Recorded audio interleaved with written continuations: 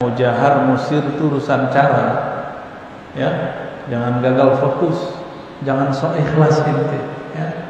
Orang-orang yang ingkar terhadap zikir jahar itu kebanyakan sok ikhlas, atau sok merasa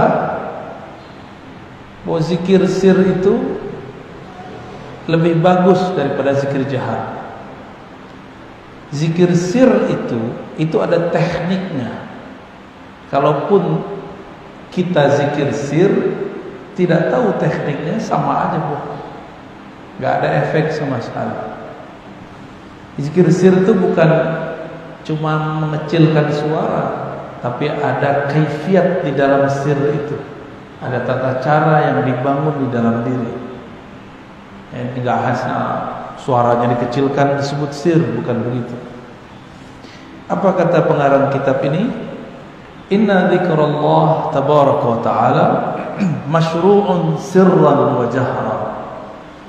Zikrullah baik sir ataupun jahar, direndahkan suara ataupun dikeraskan suara, dua-duanya masyru'. Dua-duanya masyru'. Apa arti masyru'? Disyariatkan. Artinya ada dalilnya. Saya cek juga ada nggak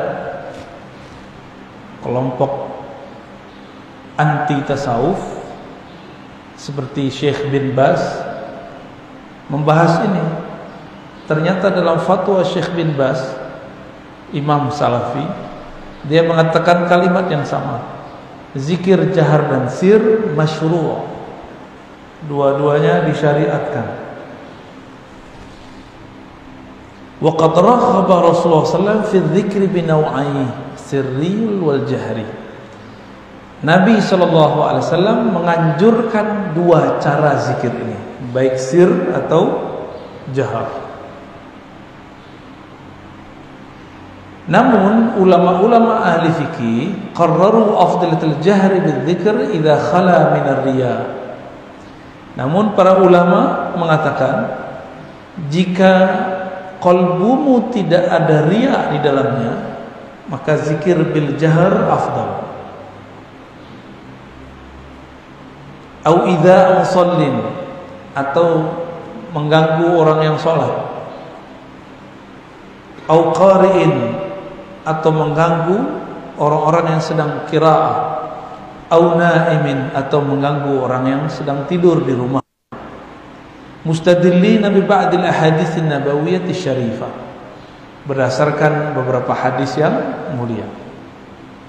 Ini hadis pertama, hadis Imam Bukhari, juga ada di Tirmizi dan Nasai. Dalam riwayat Sayyidina Abu Hurairah radhiyallahu taala anhu, Nabi sallallahu alaihi wasallam mengatakan Allah berfirman. Disebut al-hadis al-qudsi atau kudusi. Dia hadis Nabi, tapi Nabi menyebutkan Allah berfirman. Akan tetapi bukan Al-Quran, maka disebut al-hadis al-qudsi. Hadis qudsi itu ada yang sahih, ada yang dhaif, ada yang palsu. Jadi tidak semua hadis qudsi itu sahih. Ana inda zanni abdi, aku berdasarkan keyakinan hambaku terhadapku. Wa ana ma'ahu idza dzakarani, aku bersamanya jika dia mengingatku. Fa in dzakarani fi nafsihi dzakartuhu fi nafsi, jika dia menyebutku, mengingatku di dalam dirinya, sir, maka aku akan sebut dia, ingat dia di dalam sirku. Wa in dzakarani fi mala'in, jika ia menyebut aku dalam keramaian, disebut zikir jahar. Zakartuhu fi mala'in khairum minhum, aku akan sebut dia, aku akan ingat dia fi mala'in, di kelompok khalayak yang lebih baik dari mereka. Di langit itu ada malak, malak itu komunitas, kelompok. Ada kelompok para nabi dan rasul, ada kelompok para wali, ada kelompok para malaikat. 3 ya. Nabi, wali malaikat. Lebih tinggi wali dari malaikat. Para malaikat berkhidmah untuk para wali.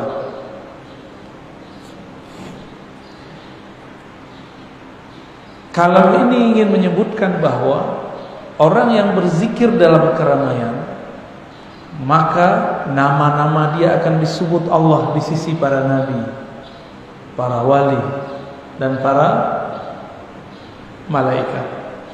Kalau ulama terdahulu hanya menerjemahkan di hadapan para malaikat, sehingga mereka keliru sebagian mengatakan bahwa para malaikat lebih afdal dari manusia. Tunggu dulu, manusia yang mana? Jika manusianya awam, maka malaikat lebih afdal daripada dia. Jika manusianya wali, maka dia lebih afdal daripada malaikat, apalagi nabi. Kenapa wali lebih afdal dari malaikat? Karena wali warasatul anbiya, dia pewaris para nabi. Jadi makomnya cuma beberapa jengkal di belakang Nabi Muhammad dan para anbiya sallallahu wasallamu alaihim. Ada hadis Imam Al-Baihaqi, hadisnya masyhur ya. Ibnul Adra radhiyallahu taala anhu mengatakan, intalaqtu ma'an Nabi sallallahu alaihi wasallam. Aku pergi bersama Nabi suatu malam. Famarra birajulin fil masjid. Lalu beliau melewati seseorang di masjid, yarfa' sautahu, yang dia sedang mengeraskan suaranya, yarfa', meninggikan suaranya. Apa kata Ibnul Adra? Ibnul Adra saat itu lagi punya pandangan zikir sir lebih afdal daripada jahar. Ya Rasulullah, asa ayyakuna hada mura'iyan.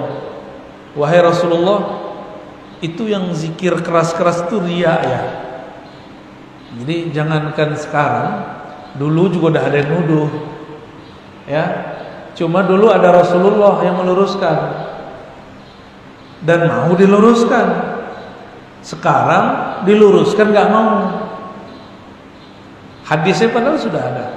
Apa jawaban Nabi? Qala la walakinnahu awwah. Dia bukan riya. Dia justru sedang awwah. Awwah itu orang yang sedang asyik, ma'syuk dalam kerinduannya kepada Allah Subhanahu wa taala. Saya sering mengibaratkan dengan orang nonton bola, masih ingat? Nonton bola, bolanya mau gol, teriak. Kalimatullah hendak gol masuk ke dalam kalbu. Maka orang-orang ini asik Allah, maka dia berteriak. Ya. Hadis ini riwayat Al-Baihaqi, walaupun tidak sampai derajat sahih, dia minimal hasan li ghairihi. Hasan li ghairihi.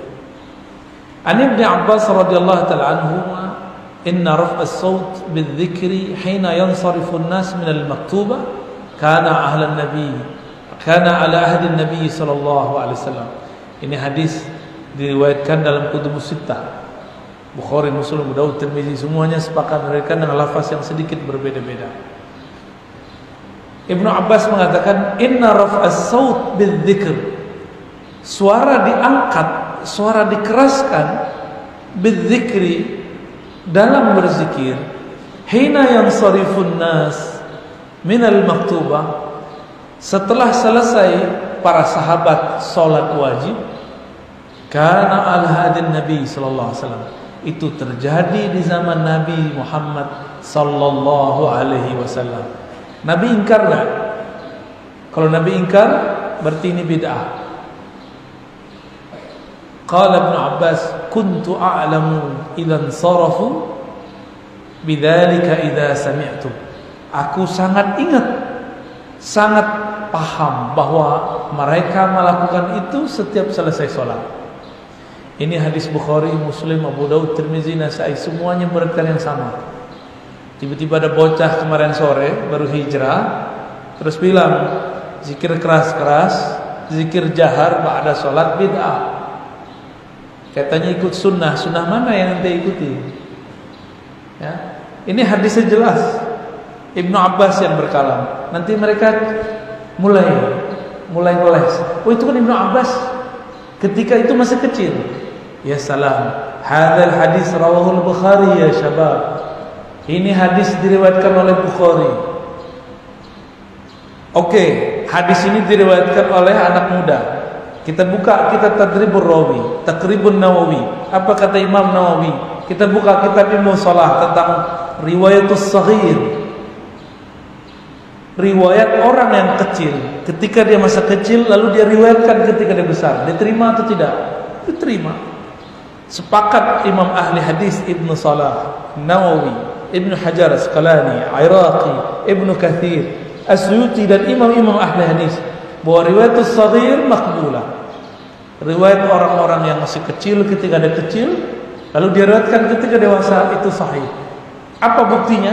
Imam Bukhari memasukkannya dalam kitab hadis sahih. Atau sampean berani mendoifkan hadis dhaif, mendoifkan hadis di Sahih Bukhari? Tar 11-12 sama yang baru kemarin mendoifkan Abu Hurairah. Mau sama dengan mereka? Ya. Jadi pikir-pikir kawan-kawan kita itu mau mendoifkan sesuatu atau mau ngeles dengan sesuatu.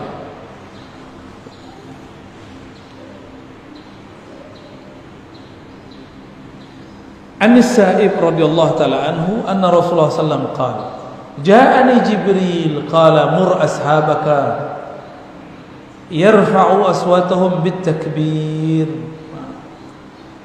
Ini dalam satu kondisi Sayyidina Jibril mengatakan mur ashabaka, wahai Muhammad, perintahkan sahabatmu agar mengangkat suara mereka dalam takbir.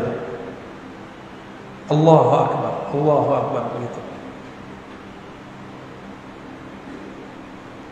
Dan dikatakan dalam hadis Imam Al-Hakim, hadisnya juga sahih, ketika Nabi mentalkinkan para sahabat, apa kata Nabi? Irfa'u aydiyakum faqulu la ilaha illallah.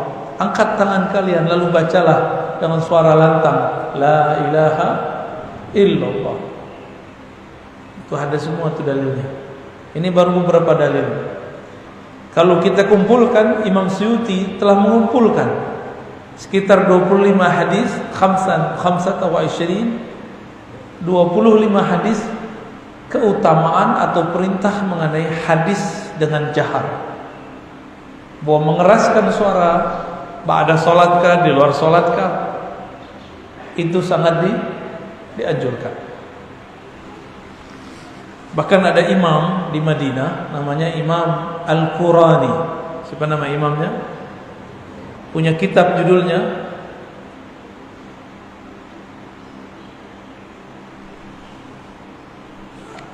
Nazhatuz Az-Zahr fi Zikr bil Jahr. Saya enggak tahu ada enggak di sini. Itu Imam Al-Qurani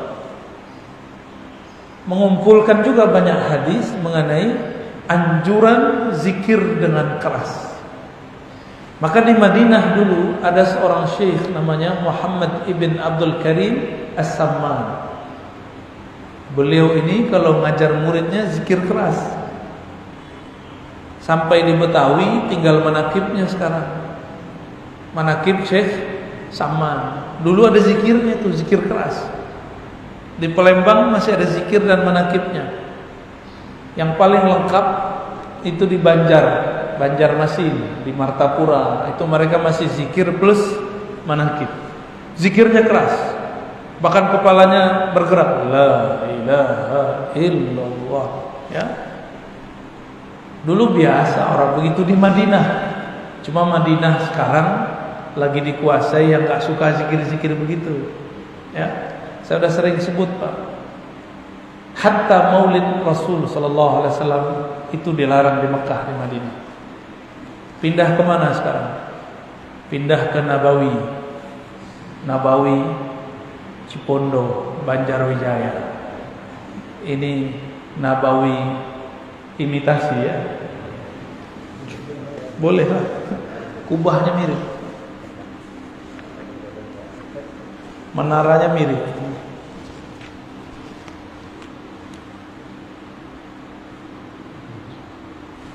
Jadi Imam Suyuti ditanya, amma i'tadahu sadatu Sufyan min 'aqd hilaq adh-dhikr wal jahr bihi fil masajid wa raf'i as-saut bit tahlil. Hal dhalika makruh am la? Ini Imam Suyuti ini imam ahli hadis. Beliau lah yang terakhir digelari sebagai Khatimul Huffaz, penutup para hafiz. Imam As-Suyuti, murid terbaik Imam Ibn Hajar Al-Asqalani, pensyarah Al-Bukhari. Apa kata Imam Suyuti ketika ditanya, apa pandangan engkau wahai imam mengenai sebagian kelompok sufi? Ini jelas-jelas nih, gak usah malu-malu, kita sebut aja nama sufi. Mereka membuat majelis menghitung-hitung zikir, terus menjaharkannya di masjid. Bahkan raf'us saut bitahlil, bahkan mereka bertahlil dengan suara keras. Ini jelas. Ini NU Muhammadiyah belum ada nih ya. Salafi belum ada. Jemaah Tabligh belum ada. Apalagi Persis belum ada nih. Kitab ini sudah ada. Kitab Imam Suyuti Al-Hawi, Natijatul Fikri fil Jahri bidzikri. Itu risalah kecil ditulis oleh beliau. Natijatul Fikri fil Jahri bidzikr. Apa kata beliau? Innahu la karahata fi syai'in min dzalik. Tidaklah dimakruhkan zikir menghitung-hitung di masjid. Misalnya nanti ada imam yang mimpin, subhanallah, subhanallah, subhanallah, subhanallah. Itu tidak makruh. Apalagi menjaharkannya, mengeraskannya, warafus saut, mengangkat suara, enggak dimakruhkan. Wa qad waradat ahaditsu taqtadi istihbab al-jahr bidzikr.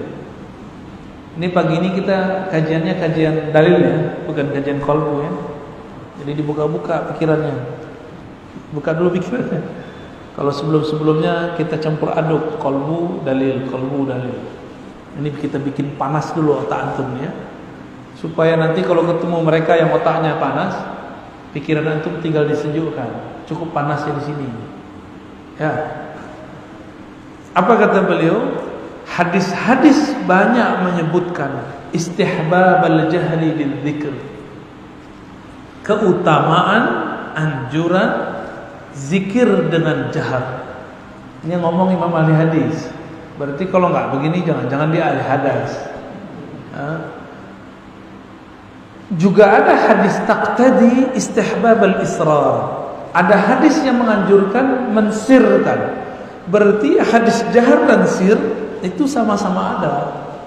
Dua-duanya sangat dianjurkan. Wal jam'u bainahuma, maka menggabungkan kebolehan keduanya itu lebih utama. Namun kapan dijaharkan, kapan dilembutkan, yakhtalif al-ahwal wal ashkhas. Itu beda keadaan, beda personal. Lalu beliau sebutkanlah beberapa kalam-kalam ya. Di antara kalam itu ada sebuah riwayat khairul dzikr al-khafi, sebaik-baik zikir yang khafi. Itu kalau qalbunya sedang ingin yang tenang-tenang. Tapi ada kalam Imam Nawawi. Apa kata Imam Nawawi? Zikir yang dilembutkan itu dianjurkan jika antum jahar masih riya. Kalau sudah hilang riyanya, maka jahar pun dianjurkan. Itu versi Imam Nawawi. Kalau versi saya lain. Riya itu urusan qalbu, bukan urusan mulut. Bukan urusan suara keras tidak keras. Orang riya, orang tulus gak tulus, yang harus dibenarkan qalbunya. Maka sebelum zikir harus ada tashihun niyyah. Niatnya dibenerin dulu. Ulama kita membuat sebuah kalimat yang sudah jadi ijma' di kalangan sufi. Ilahi anta maksudi wa ridhaka matlubi. Ya Allah, hanya engkau tujuanku, bukan ingin dikenal manusia. Hanya ridhamu yang kami cari. Ini dikalamkan, zikir terserah antum, mau jahar mau sir sama. Mau jahar sir sama, karena sudah dibuat. Jadi kita namanya membuat sistem di dalam diri kita sendiri. Ya. Komputer aja bisa dibuat sistemnya, masa diri kita nggak bisa dibuat? Itu yang disebut niat. Seandainya orang yang riya tidak boleh berzikir, maka imam-imam yang di kolbunya belum ada keikhlasan gak boleh jadi imam. Karena imam selalu menjaharkan. Seandainya riya, orang yang kolbunya ada riya tidak boleh berzikir dengan suara keras, maka muazzin yang kolbunya belum tulus diharamkan untuk azan. Repot gak? Ya, jadi ini beda metode. Imam Nawawi, imam ahli hadis, ahli fikih, dalam bab tasawuf beliau muqallid. Beliau mengikut gurunya. Ya, maka kita ikutin imam-imam kita yang mereka bisa memahami ini lebih sempurna. Jadi kita ikuti pandangan hadisnya, tapi untuk memutuskan bagaimana caranya kita pakai pandangan ulama ahli zikir. Ya.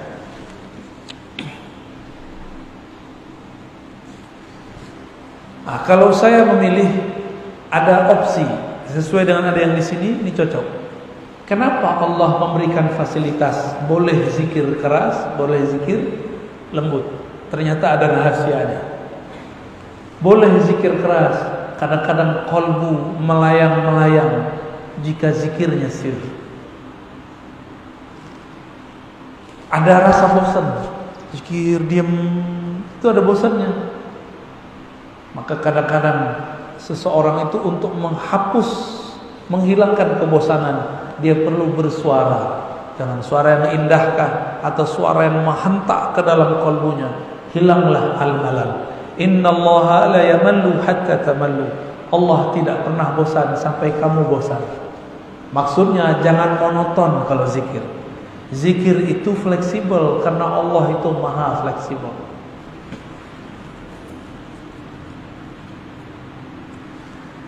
Ada orang menggunakan ayat yang ayat itu tidak berkaitan dengan larangan zikir jahat untuk melarang zikir jahat. Biasanya dipakai surah Al-A'raf ayat 205. Wazkur rabbaka fi nafsi. Sebutlah nama Rabbmu di dalam dirimu tadarruan wa khifatan wa dunal jahri minal qaul. Tidak lagi dijaharkan dari qaul. Surat 7 ayat 205. Apa jawaban Syekh Abdul Qadir Isa? Innaha makkiyah. Itu ayat Makki, turunnya di Mekah. Mekah saat itu dakwahnya sir. Gak boleh dakwah jahar, karena jahar membahayakan. Bisa dibunuh oleh musyrik. Siapa yang membunuh? Musyrik. Siapa yang terganggu? Musyrik. Situ musyrik terganggu dengan zikir jahar. Sirik kali ya, sirik bahasa anak muda.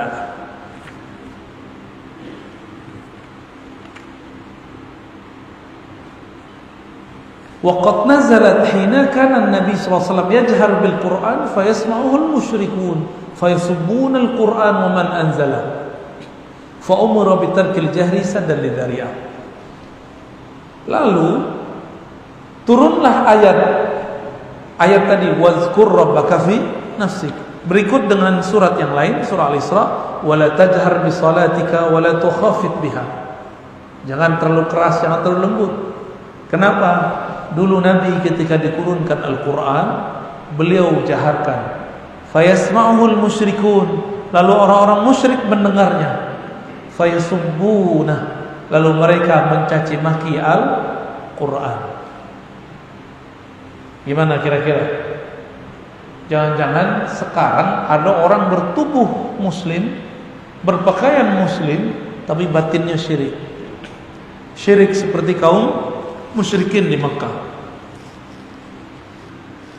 Kan mereka enak saja ya. Kita mengkritisi sesuatu dari mereka, mereka bilang apa? Oh, Anda ini Yahudi. Anda ini Nasrani, kita buat maulid dibilang sama dengan Nasrani.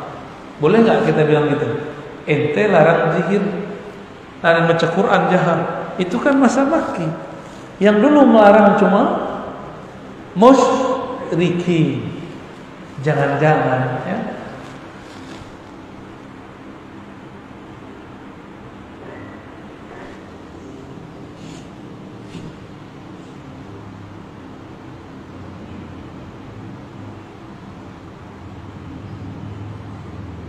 Ini masih banyak dalilnya.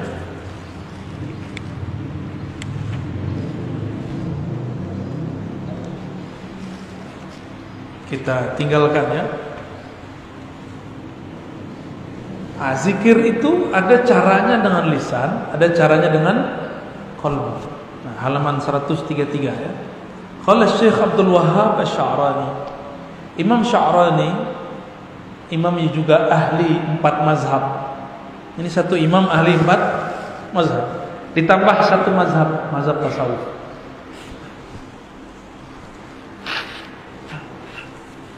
Apa kata beliau? Sami'tu akhi Afdaluddin rahimahullah yaqul. Dia berguru ke saudaranya. Az-zikru bil lisan masyru'un lil akabir wal asaghir. Zikir dengan lisan dianjurkan baik kepada wali yang besar atau pada muridin yang masih asaghir, masih kecil. Lianna hijab al-'azamah la yartafi'u li ahadin wala lil anbiya' fala budda min hijabin lakinnahu yadukku faqat. Karena Allah itu menghijab manusia dengan hijabul 'azamah, sehingga manusia tidak dapat melihat Allah langsung. Hijab keagungan, dan itu hanya bisa dilafazkan, dijaharkan dengan lisan, baru terbuka hijabnya. Itulah yang dipakai oleh Syekh Abdul Qadir Jilani untuk mentalkinkan zikir secara jahar, supaya baja atau hijab yang menghalangi qalbu itu bisa dibuka.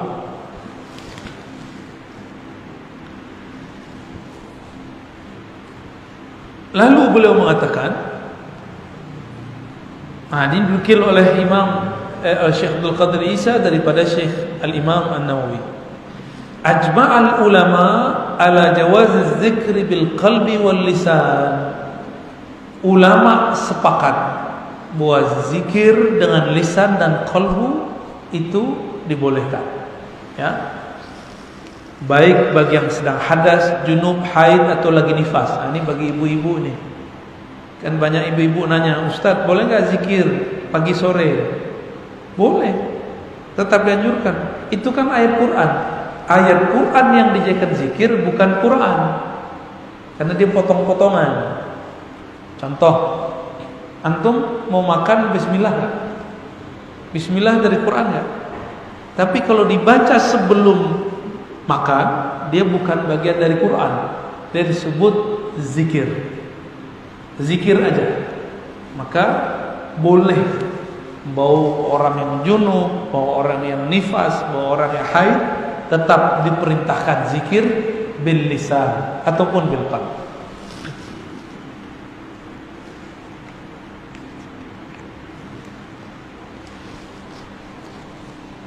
Ada kawan kita mengatakan, saya nggak mau zikir keras-keras, khawatir riya.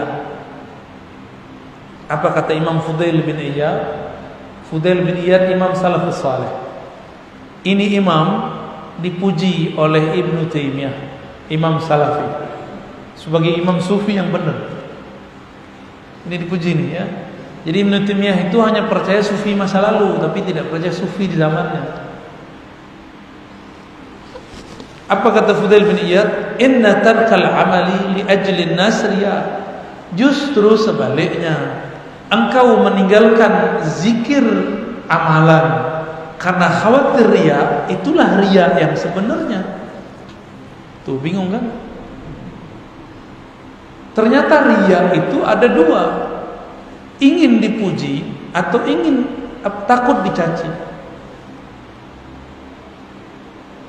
Kenapa takut dicaci? Karena ingin dipuji. tar zikir pakai tasbih.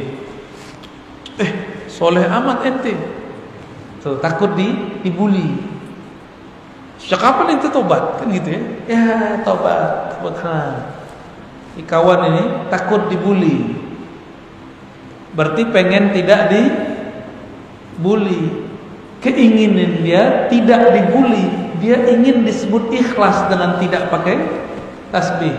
Ingin disebut ikhlas dengan tidak pakai tasbih. Ria. Gimana? Pakai tasbih terbersit biar kelihatan kayak ahli zikir. Enggak pakai tasbih berkelihatan ikhlas. Sama aja. La haza wa la haza. Antum mau pakai tasbih, enggak pakai tasbih, enggak ada urusan sama yang begituan. Itu mubtadi, pemula yang masih ngomong begitu. Kalau udah ngaji lama masih ngomong begitu. Ya, udah Islam berapa tahun? Ya. Kalau takut ria, nggak usah sholat di masjid ini. Ya, kita runtuhin aja masjid ini ya, karena masjid ini bikin ria. Ya, betul. Emang begitu? Ya nggak begitu cara memahaminya. Jika kita takut ria, lalu kita tinggalkan amalan itu, maka akan banyak perkara syariat kita runtuhkan. Sedekah di masjid kelihatan nggak sama orang? Kelihatan. Mau bangun masjid kelihatan nggak sama orang? Kelihatan. Saya takut ria, saya nggak mau bangun masjid. Nggak jadi Masjid Nabawi ya. Itulah akibat kalau ilmu qalbu, ilmu zikir dibicarakan ahli fikih. Jadi kalau ingin belajar qalbu, ngaji ke ahli qalbu, jangan ngaji ke ahli fikih. Syukur-syukur ahli qalbunya mengerti fikih. Itulah fikih yang sebenarnya. May yuridillahu bihi khairan yufaqqihhu fid din.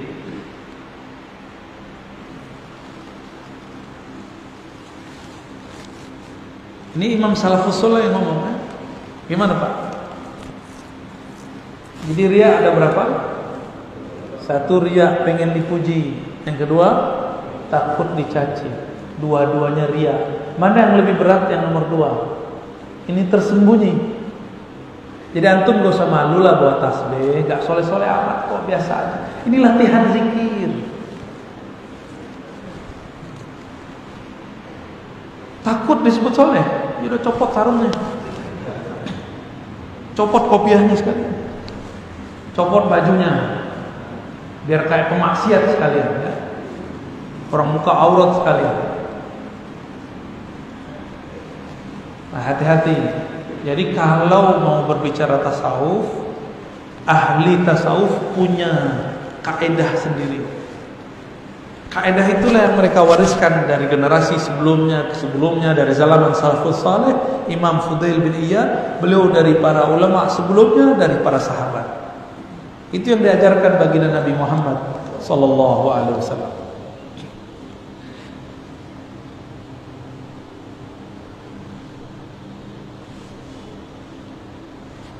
Saya nggak bisa menikmati zikir kalau keras-keras, gitu ya.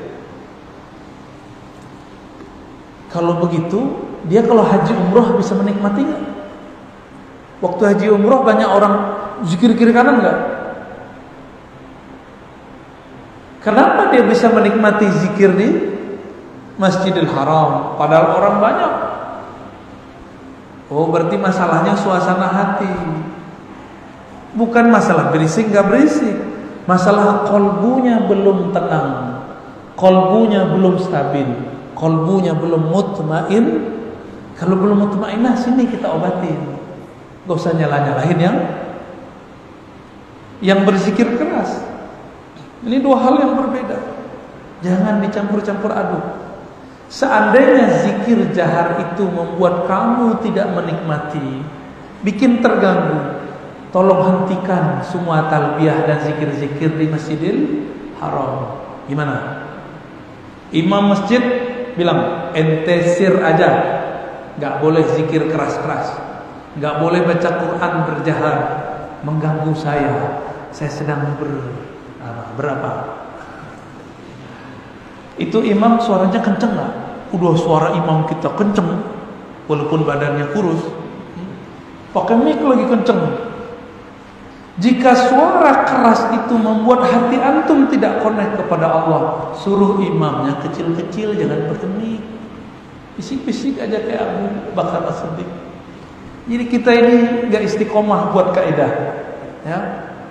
Giliran orang zikir la ilaha illallah, la ilaha illallah terganggu. Yang terganggu la ilallah setan atau malaikat. Kita kalau meruqyah orang pakai la ilaha illallah, kabur jinnya. Ini orang lagi la ilaha illallah, kabur dia. Yang jin siapa? Hah? Yang jin siapa sih? Lucu. Ahli ruqyah nih. Saya juga ngeruqyah, Pak. Antum belum meruqyah, ada yang ngeruqyah, ya. Dari kecil saya udah meruqyah, kaki saya kena bisa. Umur 12 tahun saya ngeruqyah pakai ludah sembuh. Dia baru tahu ruqyah kemarin sore, ya. Udah berani bidah-bidahin kita. Apa kata si ahli ruqyah? Zikir keras-keras gak boleh. Saya sering dengar mereka ngomong begitu. Terus kita dengerin dia meruqyah. Masya Allah, dia membentak orang lagi kesurupan pakai takbir. Loh kok boleh? Kenapa boleh? Supaya mengusir jin, tardun li syayatin, menolak syaitan, tardun li jin, menolak jin. Ya salam. Sekarang kita di masjid, di halaqah, ingin membuang jin syaitan dari kolbu. Kok yang pergi ente? Kok yang keluar dari masjid ente? Jangan-jangan fi qalbika syai', ya, di kolbunya ada sesuatu kali ya.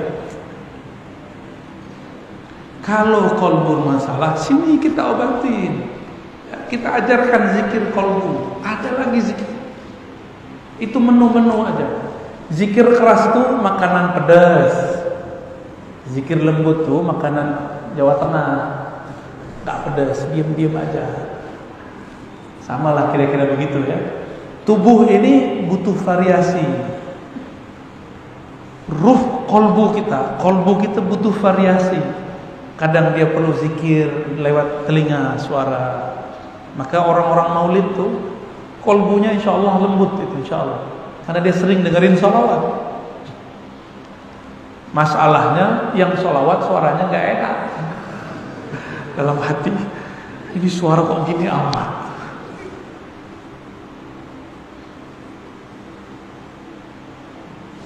Khalas. Masih. Dia gak mau kurang dikit pun.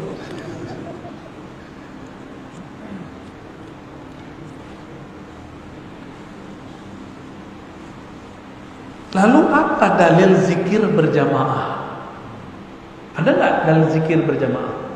Nah, coba lihat hadisnya. Hadisnya antum sudah pada tahu semua. Cuma kita pertegas di sini. Hadis riwayat Imam At-Tirmizi dalam bab doa-doa. Jangan-jangan dia nggak baca hadis Tirmizi, nggak? Bacanya cuma hadis Turmuji.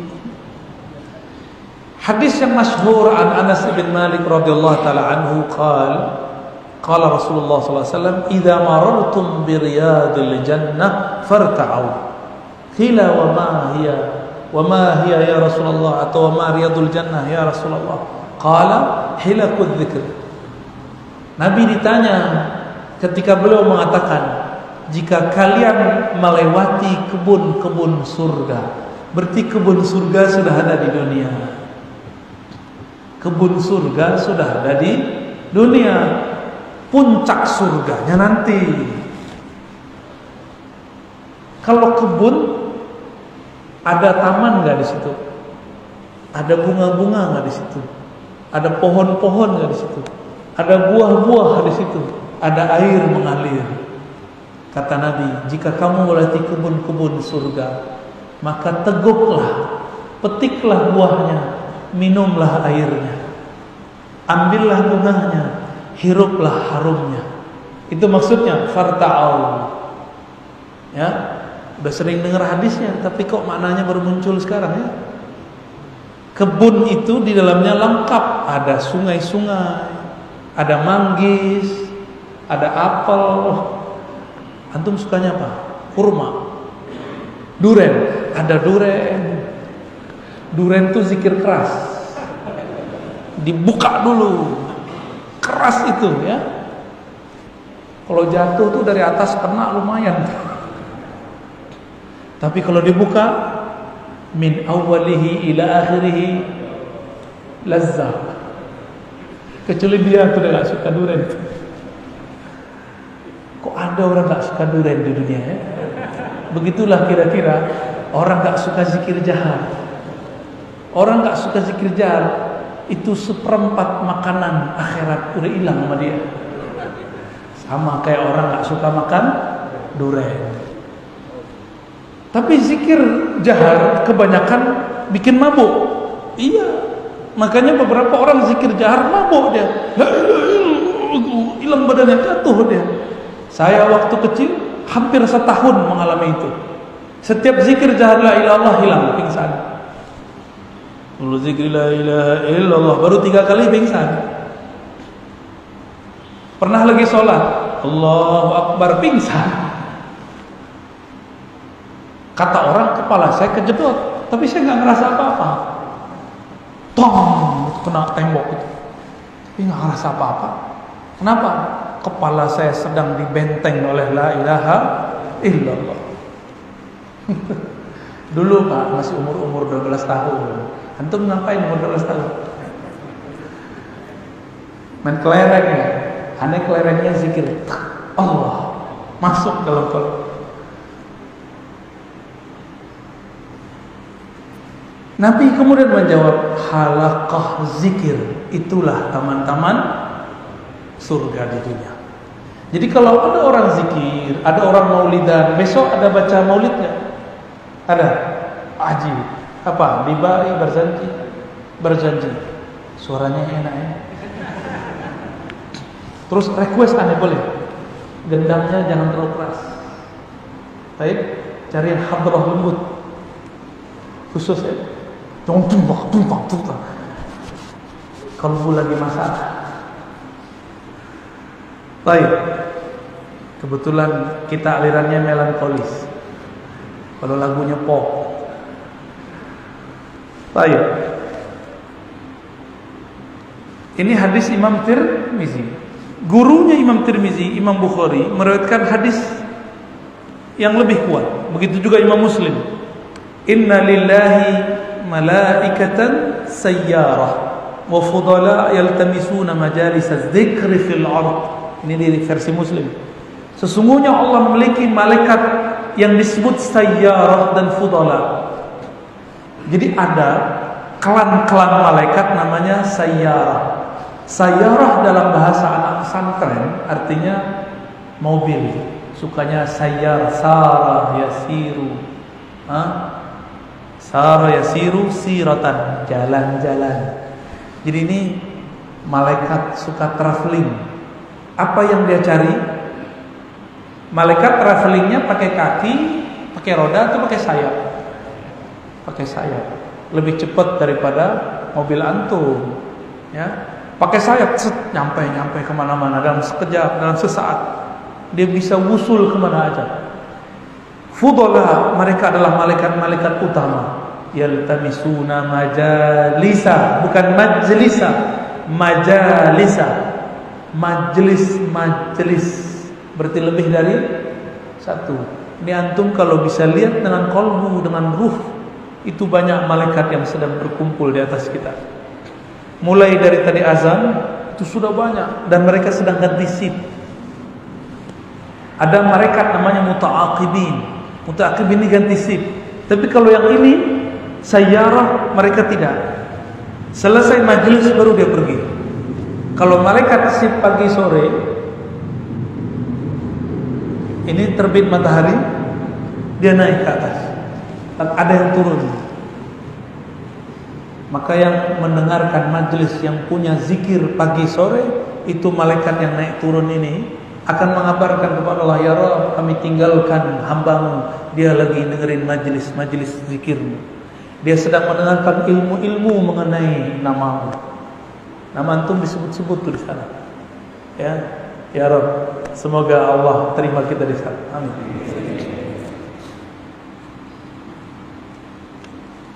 Ketika mereka naik ke atas, haffa ba'duhum ba'dan bi ajnadihim la sama. Karena malaikat itu juga ada space-nya.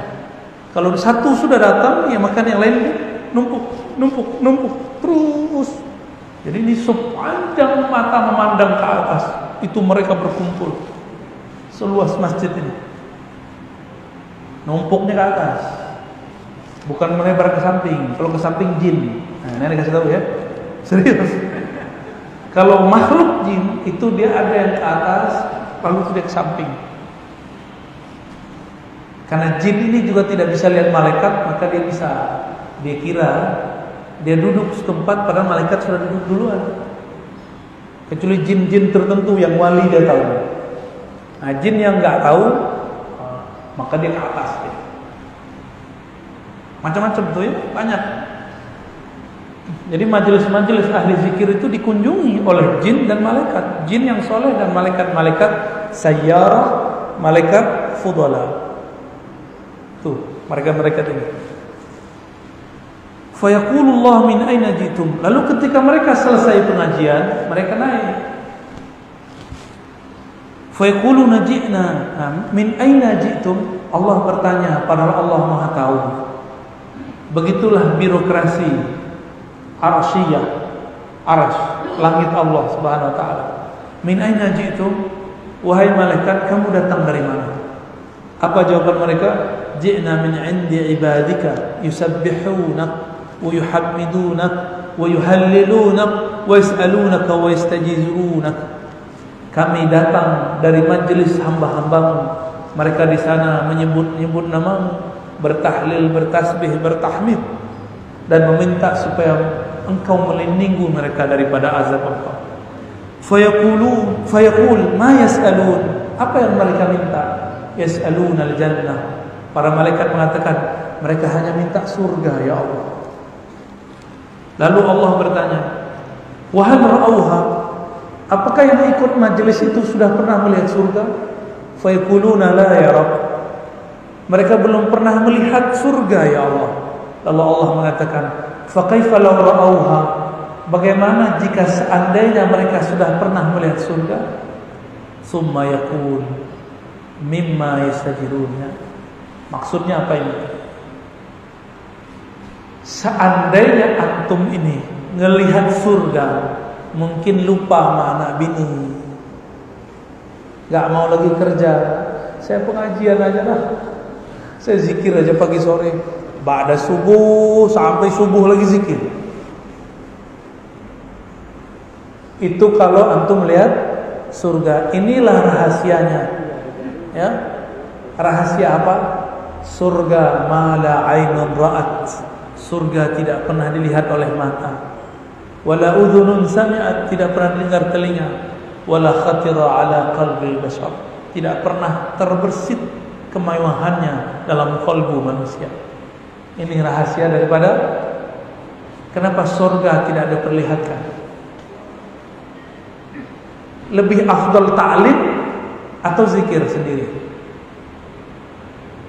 Ta'lim. Lebih afdal zikir sendiri atau jamaah? Jamaah. Lebih afdal salat 2 rakaat atau taklim? Beneran? Ini bakal ada yang berdiri-berdiri nih, ya. Lucu aja tuh, ya. Kemarin kita di Pontianak lagi taklim, ada 2 orang berdiri di ujung sono. Ya salah. Ingin dapat pahala umroh. Tamah. Ingin dapat pahala haji yang sempurna. Dia lupa kalau majelis zikir, majelis ilmu afdal minas salah rakaatain, daripada salat 2 rakaat.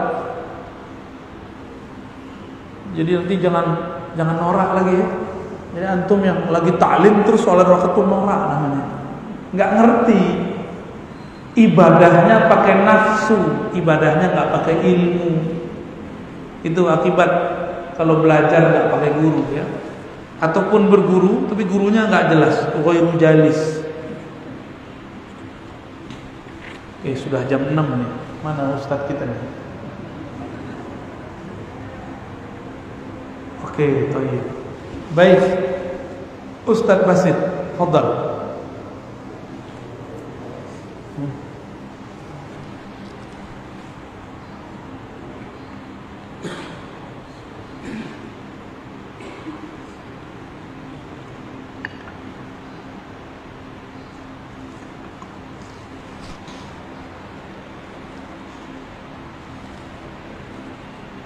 Izin ada yang bertanya.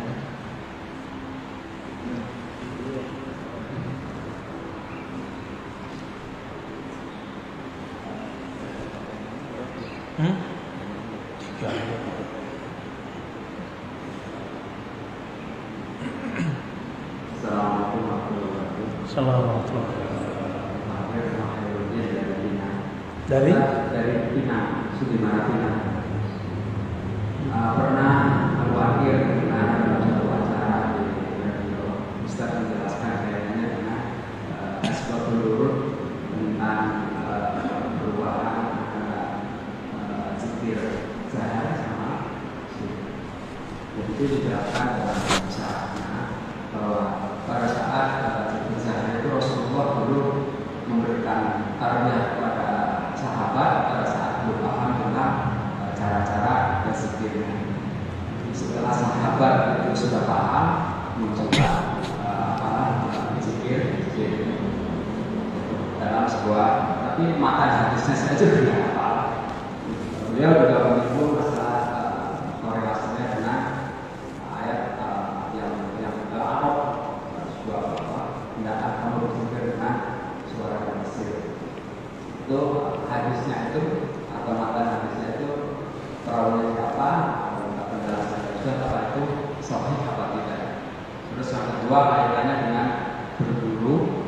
Nah, kalau misalkan kita mau berguru pada suatu guru, bagaimana caranya kita, status kita sebagai murid?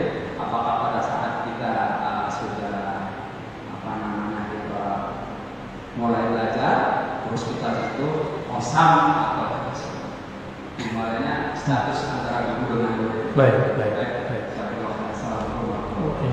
Assalamualaikum. Ada ustadz yang mengatakan bahwa asbabun nuzul bukan asbabun urut ya. Urut itu hadis. Kalau asbabun nuzul untuk Quran. Bahwa zikir dengan sir, dengan suara lembut itu di saat sahabat belum siap, maka diajarkan. Itu namanya fiqhu an-nusus, pemahaman terhadap nas. Bukan asbabul wurud, asbabun nuzul. Asbabun nuzul mesti dikalamkan sahabat Nabi sallallahu alaihi wasallam. Kalau tadi boleh disebut penafsiran. Ya, jadi ustadz yang di radio itu sedang menafsirkan ayat dan itu boleh-boleh aja. Tafsir bagian dari ijtihad dan itu boleh. Ya, jadi tidak masalah. Status guru dan murid harus berbaiat gitu kali ya, atau tidak?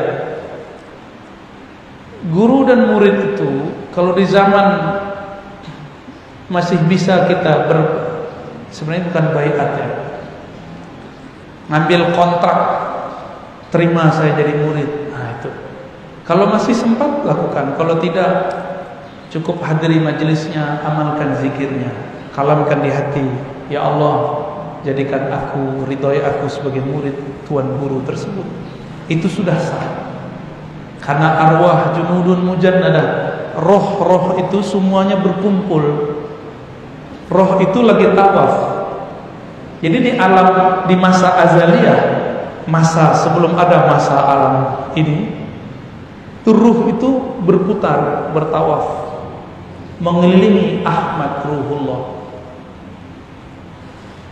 Lalu menjadi nur. Nur itu mengelilingi Nur Muhammad sallallahu alaihi wasallam. Antum ini ngumpul sekarang, itu pergerakan dari sana. Antum begini karena di sananya dulu bareng-bareng. walaupun gak kenal, tapi ngumpul di suatu masjid, ingin menyebut, ingin mengenal Allah Subhanahu wa ta'ala. Nanti dalam pergerakan itu ada yang membuat gerakan sendiri. Nah, nanti dia jadi kelompok sesat ya. Ketika dia lahir di dunia, maka dia berkumpul dengan orang-orang yang menyimpang. Dia tidak lagi fokus kepada kiblat utama. Kalau sekarang kiblat kita apa? Ka'bah. Kiblat ilmu kita Al-Quran dan Sunnah, ijma' qiyas dan lain sebagainya. Kiblat qalbu kita nama Allah Subhanahu wa ta'ala. Jadi ini kabar gembira sebenarnya. Al-arwah junudun mujannadah. Arwah, ruh itu mereka berbaris-baris, berkumpul-kumpul. Kalau dulu di masa azali mereka sudah bersama, sekarang pun mereka bersama. Jadi antum itu dulu itu bergerak sama-sama. Ini alam ini sedang bergerak. Pemahaman antum dari tadi bergerak. Ruhnya pun bergerak walaupun tubuhnya sedang diam. Ya. Baik, wallahu a'lam bishawab.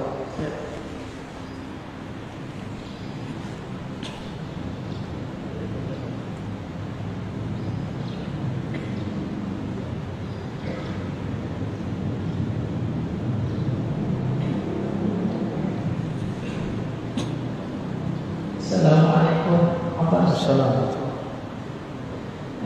Saya mau bertanya, nama saya Faudin dari Makassar.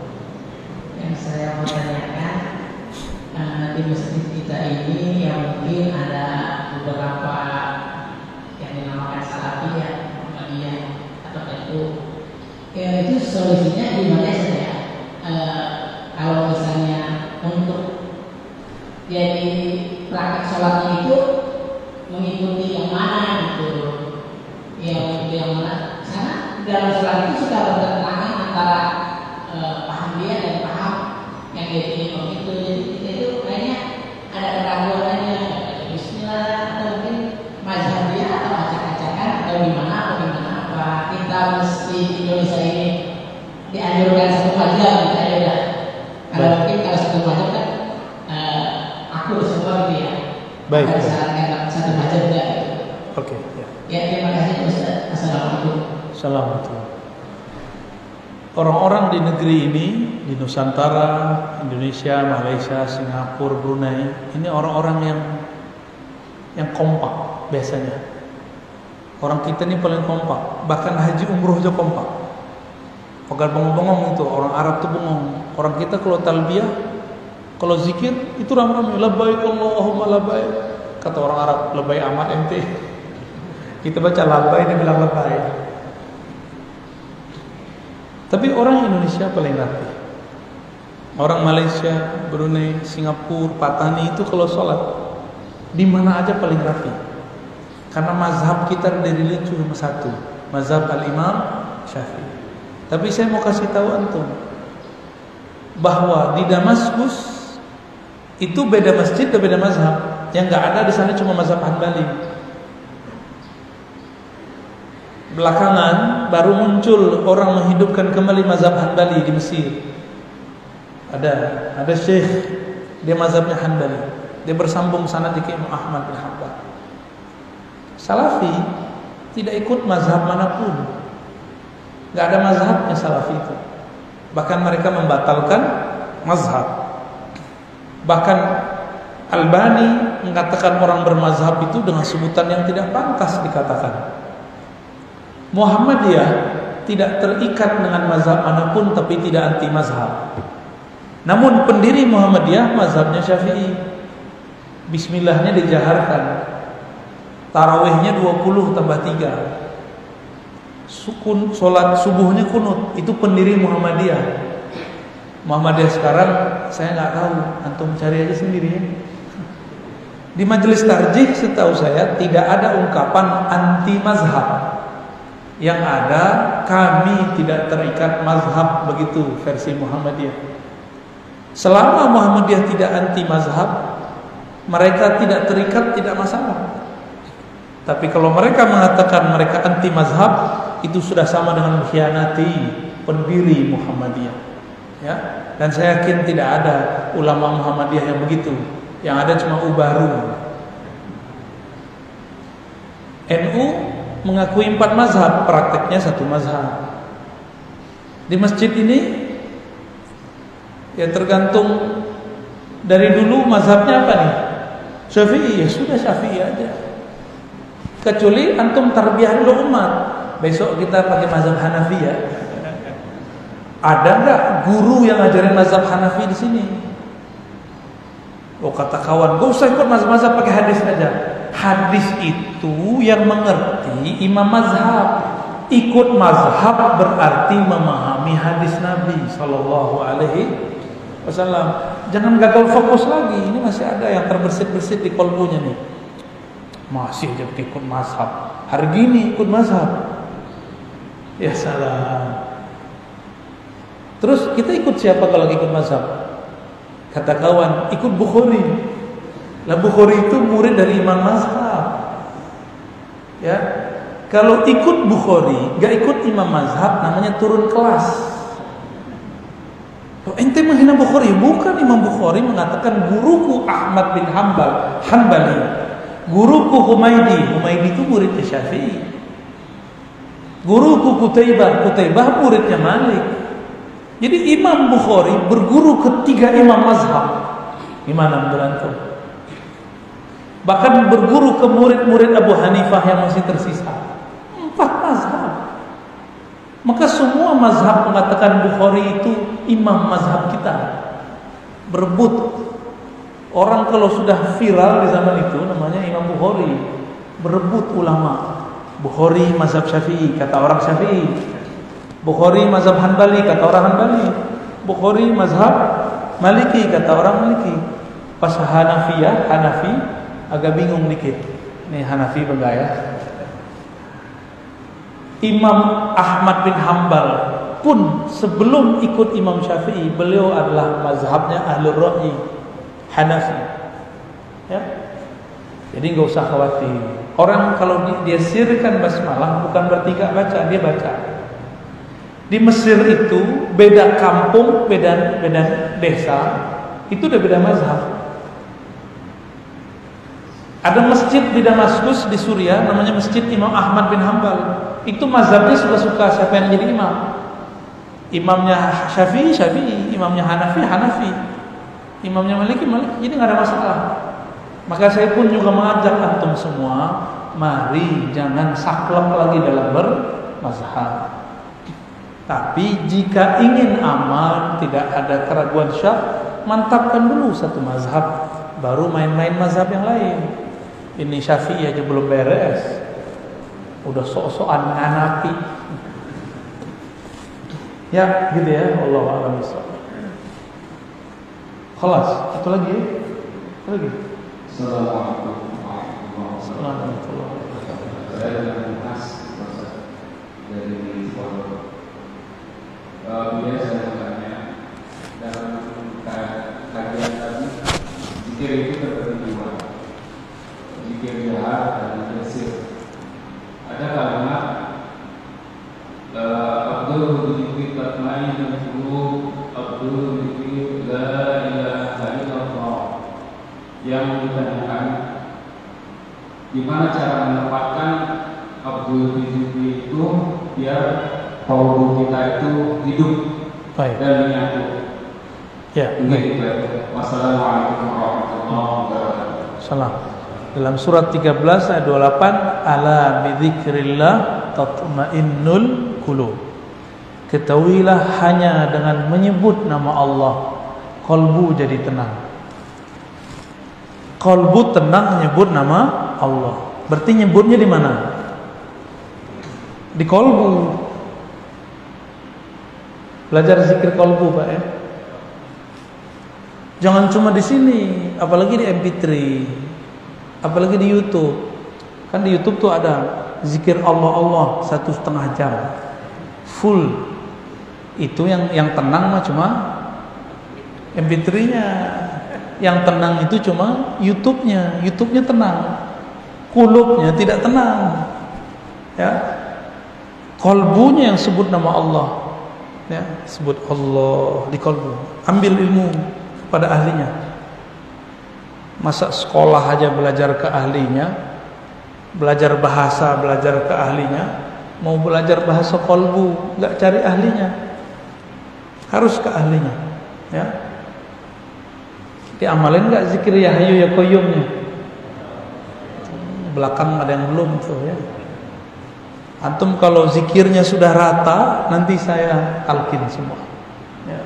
Ini pada belum rata ini, ya. Yang baru gabung zikir ya Hayyu ya Qayyum 40 kali. Kalau bisa ba'da salat 5 waktu. Kalau tidak dirapel 200 kali setiap hari minimal. Kalau bisa lebih 500, 700, 1000, berapapun. Karena ya Hayyu ya Qayyum itu dapat menghidupkan kolbu. Kalau kolbu sudah gembur, sudah hidup, ditanam kalimatullah, dia langsung bergetar, langsung tumbuh. Nah, kenapa saya tahan terus? Karena kolbu kenal kolbu. Kolbu yang di sini nganggap kolbu di situ masih keresahan. Belum digemburin, gemburin dulu dengan ya Hayyu ya Qayyum. Kita mau nanam padi, masih banyak rumput, langsung ditanam. Antum mau nanam jagung, masih banyak kerikil, buang dulu kerikilnya. Kerikilnya dibuang. Sampingkan dulu kerikilnya. Kerikil dibuang, baru kemudian dihaluskan tanahnya. Kolbu ini adalah tanah-tanahnya zikrullah. Disitulah tumbuh. Makanya Allah kasih perumpamaan. Dalam surat Ibrahim dikatakan bahwa kalimah thayyibah seperti syajarah thayyibah. Kalimah yang bagus seperti pohon yang bagus, pohon yang subur. Tempatnya harus bersih, harus dipupuk. Jadi kalau antum bertanya, kenapa ditalkin sama fulan tidak ada efek di kolbu? Jangan salahkan mursyidnya. Kolbu antum belum siap untuk menerima itu, ya. Dia tancepin, tapi kolbunya lagi keras, nggak nyambung. Diajak sholawat, nggak tersentuh. Diajak istighfar, belum ada efek. Itu akibat apa? Belum dibersihkan. Maka paket talqin itu dimulai dari syahadat, istighfar, sholawat. Itu paketnya. Baru masuk ke zikrullah. Kadang-kadang ada orang tersentuh dalam sholawat, dalam zikrullah biasa. Ada yang tersentuh dalam istighfar, tapi dalam sholawat pun biasa. Itu pemberian Allah berbeda-beda. Itulah yang disebut taman-taman surga. Ada taman pohon namanya pohon istighfar. Ada pohon namanya pohon al-fatihah. Ada pohon namanya pohon sholawat. Ada pohon namanya zikrullah. Terserah nih antum baru yang mana nih? Buahnya buah yang mana? Ya.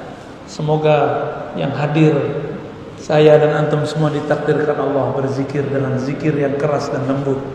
Istiqamah sampai mati. Amin ya rabbal alamin. Ada lagi? Ya. Ini belum. Ya.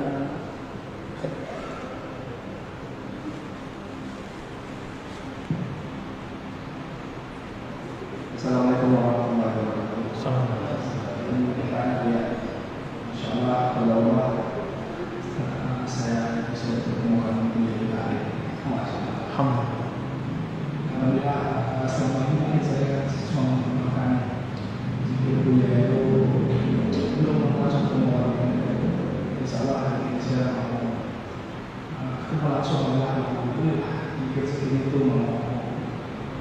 Sekarang saya meneruskan kali ini, jadi insyaallah kalau saya akan melakukan selama ini melalui video-video yang saya lihat di YouTube, mudah-mudahan bisa dapat masalah saya. Saya juga dengan karya ini saya sangat masya Allah. Jadi para jin, para yang kebatinan itu sangat sangat ketakutan dengan bukan ketakutan, mengunci kesadaran dunia. Sebab dia itu merontokkan ilmu kebatinan yang merasa dari yang akan zat sifatnya itu dalam diri manusia, masya Allah.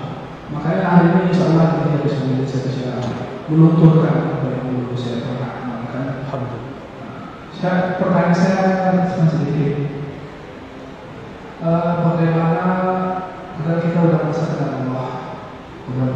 zat Allah, udah merasa kenal nurnya Muhammad, tapi hati kita masih ada galau, kegelisahan, apa obat-obatnya? Ya. Kita bukan merasa kita udah merasa kenal, tapi karena belajarnya salah itu masih ada galau. Baik. Itu bagaimana caranya? Terima kasih. Assalamualaikum. Pertama persoalannya karena merasa kenal. Karena Sayyidina Abu Bakar mengatakan al-ma'rifah. Ma'rifat itu adalah al-ajzu anil idrak. Engkau mengaku tidak sanggup mengenal Allah. Itulah pengenalan sebenarnya. Disempurnakan oleh Sayyidina Ali. Araftu Rabbi bi Rabbi. Aku kenal Allah karena Allah yang mengenalkan aku kepadaku. Jadi sebenarnya kenal Allah itu Allah juga. Kita mengetahui. Satu ya. Yang kedua, kok semakin belajar ma'rifat ada kegalauan. Ma'rifatullah itu santapannya ruh. Antum udah ngasih santapan ruh, tapi kolbunya nggak diisi, jomplang. Ruh itu isinya ma'rifat, ngaji, ilmu. Sedangkan kolbu maunya zikir, praktek, amal, riyadhah, mujahadah. Maka mujahadahnya dikencengin biar kolbunya bisa mengimbangi ruhnya. Itu dua. Terus kita punya sisi lain namanya nafsiyah, jiwa. Jiwa kita harus dilatih juga supaya ngikutin kolbu. Maka makannya dikurangi, karbonya dikurangi. Kalau antum nggak bisa ngurangin, oke. Mengurangi makan namanya bab sabar. Sekarang antum nggak bisa kurang, ambil bab satu lagi, syukur. At-ta'imus syakir kas-sa'imis sabir. Hadisnya sahih. Orang yang tidak sanggup beramal thariqat sabar, ngurangin makan minum, ya udah sekarang antum thariqatnya syukur. Makan, minum, dan syukuri itu sama. Kata sa'imis sabir. Pilih mana? Kalau antum kayaknya milih yang syukur ya. Itu di kampung saya namanya gadang saleru, nafsu besar. Maunya enak-enak aja ya. Syukur pun nggak boleh pakai nafsu. Syukur nggak boleh pakai nafsu. Syukur itu kebeningan yang ada dalam kalbu. Sabar pun nggak boleh pakai nafsu. Saya nggak mau makan. Saya pengen jadi wali. Itu pakai nafsu juga namanya itu. Saya nggak mau tidur. Saya ingin latihan. Itu pakai nafsu. Jangan pakai nafsu. Maka ini ada pelajaran besar dari baginda Nabi Muhammad SAW. Suatu kali baginda Nabi dan para sahabat itu selesai perang kelelahan. Sampai di satu negeri, Nabi mengatakan kepada Bilal, "Hai Bilal, ente jaga." Hadis Bukhari. Ternyata Bilal tertidur lagi begini, Pak. Bisa juga dia tidur lagi pakai tombak. Jadi Bilal itu karomahnya bisa tidur berdiri. Kalau antum udah tahu dah. Nabi bangun, matahari sudah terbit, kira-kira sudah jam 7. Subuh belum sholat Nabi. Nabi belum sholat subuh, bayangkan jam 7. Ini kawan kita bangun jam 7, dia nggak mau sholat subuh lagi. Nggak usah. Maksiat sekalian, durhaka sekalian. Nggak begitu, itu iblis yang ngomong. Kalau kolbu yang ngomong, kalau salah mundur, perbaiki. Kalau sudah kelewat, kita kemudian perbaiki. Nabi kemudian mengatakan, Bilal azan, langsung qomat. Langsung mereka sholat subuh. Sholat subuhnya di waktu duha, tapi nggak pakai kunut. Bukan subha ya. Baik. Jadi Nabi pun mengalami tertidur. Apakah itu mengurangi rasa harap beliau kepada Allah? Tidak. Maka teman-teman, beribadahlah dengan kemurnian batin, bukan dengan nafsu.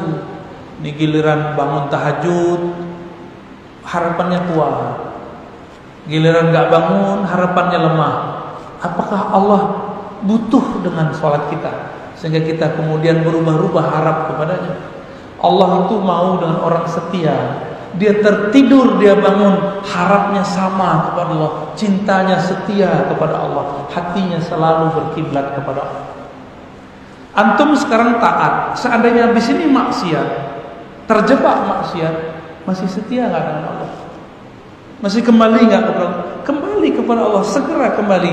Harapan tidak boleh berkurang. Harapan tidak boleh. Jadi orang yang cintanya kuat kepada Allah, dia percaya kepada Allah baik dalam apapun, maka zikir yang paling indah itu zikir cinta. Tidur pun masih cinta, lalai pun masih disebut cinta. Zikrul muhibbin, zikirnya para pecinta Allah Subhanahu wa ta'ala. Udah ya, Bapak Ibu Saudara sahabat dimakan Allah, semoga kajian ini diridhai Allah Subhanahu wa ta'ala. Semoga yang hadir dicatat namanya, dibawa malaikat dilaporkan kepada Allah Subhanahu wa ta'ala, satu persatu dilaporkan. Amin ya rabbal alamin. Semoga nama kita tertulis indah di surga, dihapuskan dari neraka. Semoga jika kita dijemput oleh Allah nanti, lidah ini terakhir mengatakan namanya, la ilaha illallah Muhammadur Rasulullah. Jika nanti malaikat Munkar Nakir bertanya, man rabbuka, siapa Rabbmu? Kita langsung mengatakan, Rabbi Allah, kul huwallahu ahad, Allahus samad. Semoga nanti jika kita dibangkitkan, kita langsung dicari Rasulullah, karena ada tanda-tanda nur di wajah. Nur wudu yang tulus, nur zikir yang tulus, nur sujud yang betul-betul ikhlas. Amin ya rabbal alamin. Demikian dari kami, semoga bermanfaat. Tidak usah salaman bil qulub ya. Insyaallah Allah mencintai kita semua. Assalamualaikum warahmatullahi wabarakatuh.